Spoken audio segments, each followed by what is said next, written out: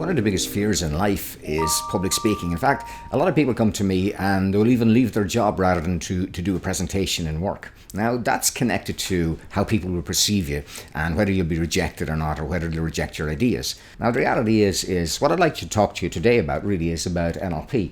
And one of the things that people say about NLP is that NLP, is it just self-help? And the reality is, yes, it is. NLP helps you to help yourself, and as a result, then you can help others as you're doing that. But some people say, well, is it not mind programming, Brian? Absolutely it is. It teaches you structures to be able to program your own mind, program your own thinking so you can live more effectively and influence others as well. Some people say, well, really, is it brainwashing?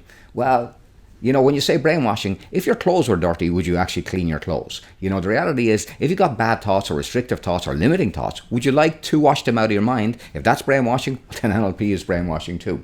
Some people say, yeah, Brian, but it's not scientific. And I would agree, it absolutely isn't scientific, because scientific applies to a standard, basically, and that standard is proven or disproven. The reality is, what NLP is designed for the individual. It's subjective and it's not meant to be scientific. It's designed to work for you. It's based on the principle of heuristics, ways of actually getting you to be able to understand your world and to become more effective in your world as well. So from that point of view, it definitely is in the realms of phenomenology and not science, and it's never going to be in that scientific mode because it's not interested in that. Some people say, well, basically, how could you be trained so quickly and to learn so much when psychologists go and they train for 3 years and you're saying you can do this in a week long?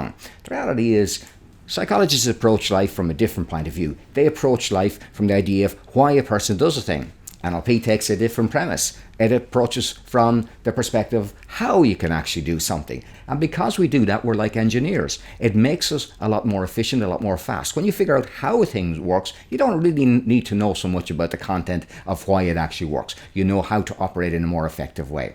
Now, what I've been doing over the last few moments is beginning to change a restrictive frame around how you perceive NLP. One of the things that if you're presenting, if you're communicating, you want to be able to change the mindset of the audience. And there's a way of doing that. If you're interested in learning how to do more of that, why not come along and join us in the upcoming NLP Practitioner? We'd love to see you there.